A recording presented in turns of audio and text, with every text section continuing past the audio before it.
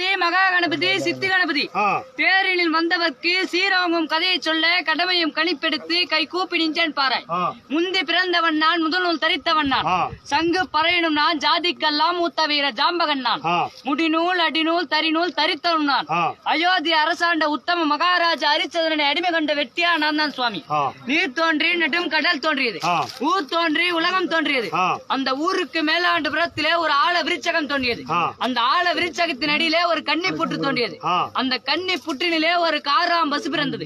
அந்த காராம்பசு வயிற்றினிலே ஒரு கமலக்கண்ணி பிறந்தார். அந்த கமலக்கண்ணி வயிற்றினிலே ஓடப்பட்டதாக 9,000 கோடி, பறக்கப்பட்டதாக 12,000 கோடி, நடக்கப்பட்டதாக 400,000 கோடி, ஊறப்பட்டதாக 1,000 கோடி. இப்படியாக ஈ எறும்பு எண்ணாறு ஜீவராசிகளை படைத்தார் பிரம்மன். இந்த ஜீவராசிகளானது பூலோகத்திலே பெருக பெருக பூமாதேவியால் பூமி பாரம் தாங்க முடியவில்லை. அதனால் பூமாதேவி பிரம்மடன் சென்று, சுவாமி என்னால் பூமி பாரம் தாங்க முடியவில்லை, ஏதாவது உபாயம் இருந்தால் கூறுங்கள் என்று கேட்டார். அதை கேட்டு என்னிடம் கூறினால் உனக்கு வந்த உபாயம் கிடைக்காது, கையிலே சென்று சிவரிடத்தில் குறையை சொன்னால் உனக்கு வந்த உபாயம் கிடைக்கும் என்று சொன்னான் பிரம்மதேவன்.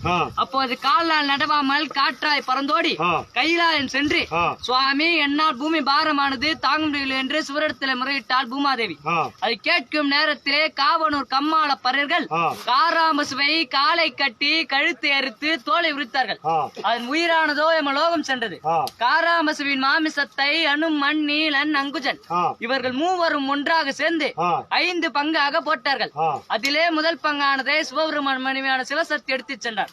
2வது பங்கானதை நாராயணமூர்த்தி எடுத்துச் சென்றார். 3வது பங்கானதை பிரம்மதேவன் எடுத்துச் சென்றார். 4வது பங்கானதை வீர ஜாம்பகன் எடுத்துச் சென்றார். 5வது பங்கானதோ யாருமே எடுக்காமல் இருந்தது. அதை பார்த்தா சிவபெருமான், இந்த பூலோகத்திலே பூமாதேவியின் பூமி பாரம் தீர்க்க வேண்டும், இந்த காராம்பசுவின் மாமிசத்தின் மகிமையை நாம் அறிய வேண்டும் என்றால் யாரை கேட்டால் தெரியும் என்று யோசித்து அடே வீர ஜாம்பகா என்று குரல் கொடுத்தார்.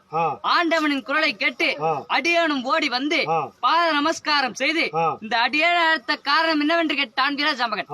அடே வீர ஜாம்பகா, உனக்கு உன் தாய் பேர் தந்தை பேர் தெரியுமா என்று கேட்டார் சிவபெருமான். சுவாமி, எனது தாயே சமுத்திரம், எனது தந்தையே சூரியன், எனது பெயரோ வீர ஜாம்பகன் என்று உரைத்தான். அடே வீர ஜாம்பகா, பார் உலகிலே பூமாதேவியானவள் முதல் பங்கு எடுத்துச் சென்றால் அந்த காராம்பசுவின் முதல் பங்கு யாருக்கடா உதவும் என்று கேட்டா சிவபெருமான். சுவாமி, சிவசக்தி எடுத்துச் செல்லும் முதல் பங்கானதோ மாமிசமானது. அது மந்திரம் கற்றவர்க்கும் தந்திரம் கற்றவர்க்கும் மாயாஜாலம் அறிந்தவர்க்கும் மகுடிக்கு மையாகும் சுவாமி என்று சொன்னான் வீர ஜாம்பகன்.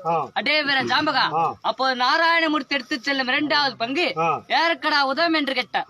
சுவாமி, நாராயணமூர்த்தி எடுத்துச் செல்லும் 2வது பங்கு கொம்பானது எலும்பானது, அதிலே சீப்பாகும் சிமிலாகும் சீர்பெற்று வாகின்ற பெண்களுக்கெல்லாம் வர்ண டப்பியாகும் சுவாமி என்று சொன்னான் வீர ஜாம்பகன். அடே வீர ஜாம்பகா, அப்போது பிரம்மதேவன் எடுத்துச் செல்லும் 3வது பங்கு யாருக்கடா உதவும் என்று கேட்டார். சுவாமி, பிரம்மதேவன் எடுத்துச் செல்லும் 3வது பங்கு வாளானது. அந்த வாள் முடியானது அரச பரம்பரைக்கும் அருக்கொடுக்கும் தேவருக்கும் அருகில் நின்று வீசும் வெஞ்சாமரையாகும் என்று சொன்னான் வீர ஜாம்பகன். அடே வீர ஜாம்பகா, அப்போது நீ எடுத்து வைத்திருக்கின்றாய 4வது பங்கு யாருக்கடா உதவும் என்று கேட்டார். சுவாமி, நான் எடுத்து வைத்திருக்கும் 4வது பங்கு தோளானது.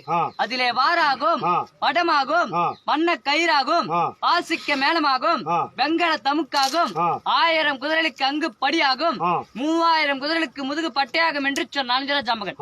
அடே வீர ஜாம்பகா, அப்போது யாருமே எடுக்காமல் இருக்கின்ற 5வது பங்கு யாருக்கடா உதவும் என்று கேட்டான். சுவாமி, யாருமே எடுக்காமல் இருக்கின்ற 5வது பங்கு அது சாணமானது. அதிலே நீரிட்டு கரைத்து சீர்கட்ட வீட்டினை பூசி மொழிகினால் மூதேவி துளைந்து ஸ்ரீதேவி பெருகும், மீதமுள்ளது எடுத்து உருண்டையாக உருட்டி வெயிலிலே உணர்த்தி அக்கினிலே இட்டு எரித்தால் நெற்றிக்கு நல்ல திருநீர் ஆகும் என்று சொன்னான் வீர ஜாம்பகன். அடே வீர ஜாம்பகா, காராம்பசுவின் மாமிசத்தின் மகிமையை அறிந்து கொண்டேன். அடுத்த திசையின் திருப்பல என்னடா என்று கேட்டா சிவபெருமான். சுவாமி, வடக்கே வள்ளலந்துறை, தெற்கே தேவர்கள் துறை, மேற்கே மேலந்துறை, கிழக்கே ஜாம துறை, அது என்னுடைய துறையாகும் சுவாமி என்று சொன்னான் வீர ஜாம்பகன். அடே வீர ஜாம்பகா, அப்போது 4 திசைகளிலும் பிறந்த முழுமை என்னடா என்று கேட்டா சிவபெருமான். சுவாமி, வடக்கே மகாபாரதம் பிறந்தது, தெற்கே ராமாயணம் பிறந்தது, மேற்கே தாடவர்கள் அறிந்தார்கள், கிழக்கே சங்கும் சாணார கத்தியும் பிறந்தது என்று சொன்னான் வீர ஜாம்பகன். அடே வீர ஜாம்பகா, கிழக்கே பிறந்த சங்கும் சாணார கத்தியின் மகிமை என்னடா என்று கேட்டா சிவபெருமான். சுவாமி, பிறந்தவுடன் தாய்க்குட்டி இருக்க சாணார கத்தி மறுபடியும் பிறந்த பின்னே ஈம சடங்கை முடிக்க சங்கமே பிறந்தது என்று சொன்னான் வீரஜாம்பகன். அடே வீரஜாம்பகா, நீ கால் பணம், முளத்துண்டி, வாய்க்கரிசி, வழிபிண்டம் இதையெல்லாம் வாங்கி தின்று வயிறு பிழைக்க நீ ஒரு சுடு பறகன் என்று உன்னை சோதித்து பார்த்தினடா என்று கேட்டா சிவபெருமான். சுவாமி, நான் கால் பணம், முளத்துண்டி, வாய்க்கரிசி, வழிபிண்டம் இதையெல்லாம் வாங்கி தின்ற போதிலும் கடமைக்கு கட்டுப்பட்டு அடிமையாக இருக்கின்ற நான் இதை அறியாமல் எப்படி இருக்க முடியும் என்று கேட்டான் வீரஜாம்பகன். அடே வீரஜாம்பகா, இந்த பாருலகத்திற்கோ பரமனா நான் பிறந்தேன். இந்த பூலோகத்திலே சுடு பறகனாய் நீ பிறந்தாய். இனிமேற் கொண்டு பறையனும் நீயும் அல்ல, இந்த பரமனின் ஜாதி என்று அங்கே மங்களம் பாடி வெங்கல பறை எடுத்து கொடுத்தார் கரத்திலே. பறையை பெற்ற வீரஜாம்பகன் அடியேனுக்கு என்ன கட்டளை என்று கேட்டான்.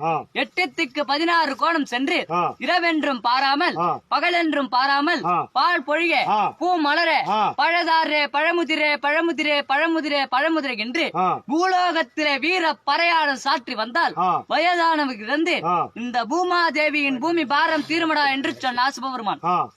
சுவாமி, நான் பூமி பாரம் தீர்க்க பறைசாற்ற வேண்டும் என்றால் எதை தின்று எதன் மீது ஏறி எப்படி பறைசாற்ற முடியும் என்று கேட்டான்.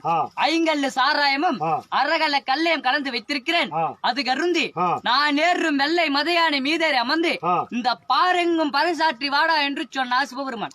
ஐயனின் வார்த்தைப்படி மதுபானத்தை தான் அருந்தி வெள்ளை மதையானை மீதேறி அமர்ந்து அதிகாலை நேரத்திலே காளி கோவலை அடைந்து அம்மனே அம்மனே என்று குரல் கொடுத்தான் வீரஜாம்பகன்.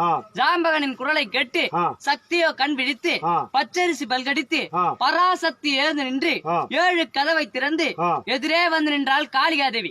சக்தியை பார்த்தவுடன் சாராயம் நிலை மறந்து கால் நடுங்கி கரம் நடுங்கி உடல் நடுங்கி நின்றான் வீரஜாம்பகன். அடே வீரஜாம்பகா, வெள்ளியும் முளைக்கவில்லை, விடியற்கால பிறக்கவில்லை, இந்த அன்னை எழுப்பிய காரணம் என்னவென்று கேட்டாள் காளிகாதேவி. தாயே, ஆத்திரம் அடைய வேண்டாம். தேவர்கள் ஒன்று கூடி வேதங்கள் பலவும் ஓதி வெங்கல பறை கொடுத்து வீர பறையான சாற்றி வர சொல்லிவிட்டார். பறை சாற்றுவதற்கு கணிப்பில்லாத காரணத்தால் கை சோர்ந்து நிற்கின்றேன் தாயே என்று சொன்னான் வீரஜாம்பகன். அப்போ ஜாம்பகனின் பாவத்தை பார்த்து அருகே இருந்த வேகமரத்தை எடுத்து அடியும் தள்ளி நுனியும் தள்ளி மீதம் உள்ளதை கணிப்பாக கொடுத்தாள் காளிகாதேவி. காளியின் கருணை நான் கணிப்பை பெற்ற வீரஜாம்பகன் மதையானை மீதேறி அமர்ந்து போய் சேர்ந்தான் கம்மாள தேசம். கம்மாள தேசத்திலே தளர்ந்து பறை சாற்றும் பொழுது வீர ஜாம்பகனின் கணிப்பானதோ தவறி கீழே விழுந்தது. அப்போது ஒரு கன்னி பெண் ஆனவள் குளத்தை எடுத்து கொலகரைக்கு போனான். அந்த பெண்ணை அழைத்து தவறிய கணிப்பெடுத்து கையில் நறுமணி கேட்டான் வீர ஜாம்பகன். அதற்கு அந்த கன்னி பெண்ணும் வலது காலால் எடுத்து இடது கையால் குடுக்க கோபப்பட்ட வீர ஜாம்பகன் ஓங்கி ஒரு அடி அடித்தான் பறையை. செந்தாமரை பூத்தது. 2வது அடி அடித்தான் பறையை. ராஜ்யத்தை அடைந்தான். 3வது அடி அடித்தான் பறையை. பூலோகத்தை போய் சேர்ந்தான். பூலோகத்திலே சாராய மயக்கத்திலே கஞ்சா வெறினிலே தண்ணிலே மறந்து சுயநிலைமை கிடந்து பூ குதிரை பிஞ்சுதிரை காய் உதிரை கனி உதிரை 6 மாதத்து பின்ன மலரி உதிரை 3 மாதத்து பிண்டம் முடங்கி விட 1 மாதத்து பிண்டம் முதலமாய் போக 7 மாதத்து பிண்டம் மெகிழ்விழி என்று சாற்றி வருகிறான் பறை.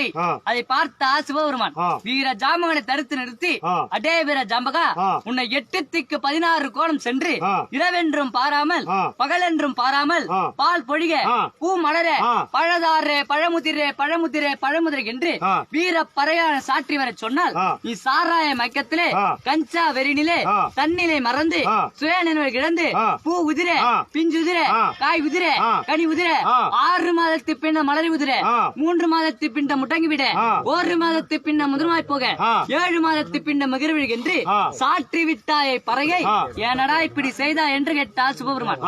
சுவாமி, நீங்க சொன்ன மாதிரி செய்தேனே, ஆனால் இந்த அடியேனம் பிழைக்க முடியாது, பாருலகிலே பாவ புண்ணியங்களை அறிய முடியாது என்று சொன்னான் வீரஜாம்பகன். அடே வீர ஜாம்பகா, அடியேன் பிழைக்க என்னடா வழி என்று கேட்டார்.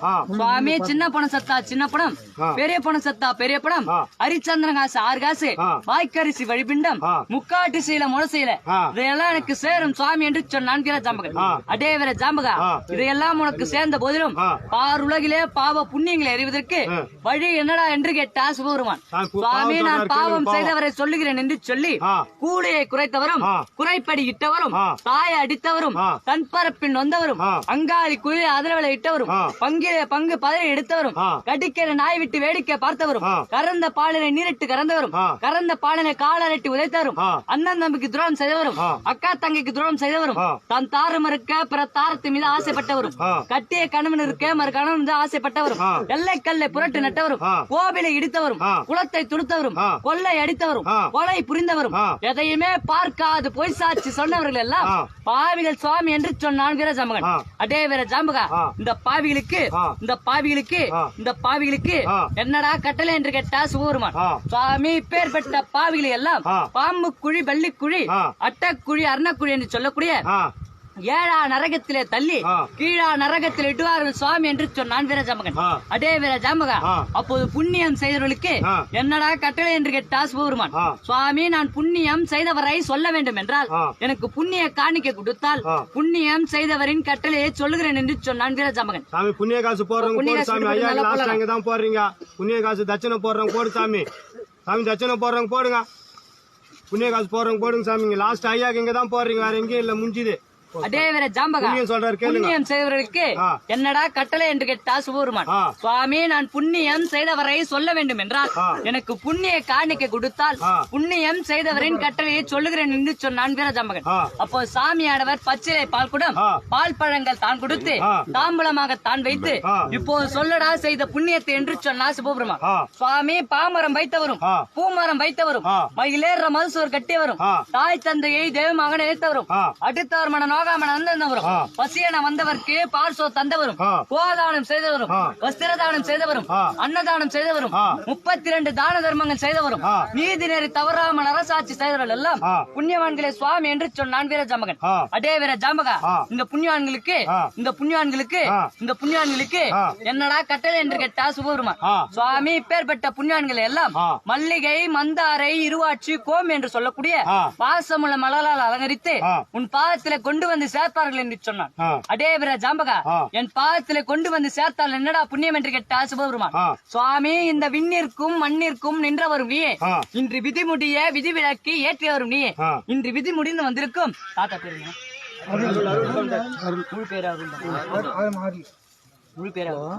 அருள் என்ன சொல்லக்கூடிய நரனை கண்டு அவர் செய்த பாவத்தை நீக்கி புண்ணியத்தை அறிந்து சொர்க்கம் அளிக்க வேண்டும் என்று கேட்டான் வீர ஜாம்பகன்.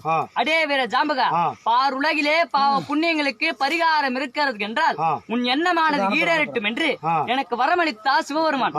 அந்த ஐயனிடத்திலே வரம் பெற்ற அடியவன் வீர ஜாம்பகன் நான் இன்று விதி முடிந்து வந்திருக்கும் அருள் என்னும் நரனை கண்டு அவர் கால் கட்டிய விட்டு கை கட்டிய விட்டு சாலோகே சாமீப சாரூப சாய் என்று சொல்லக்கூடிய 4ஆம் பதவி ஆகிய பட்டையா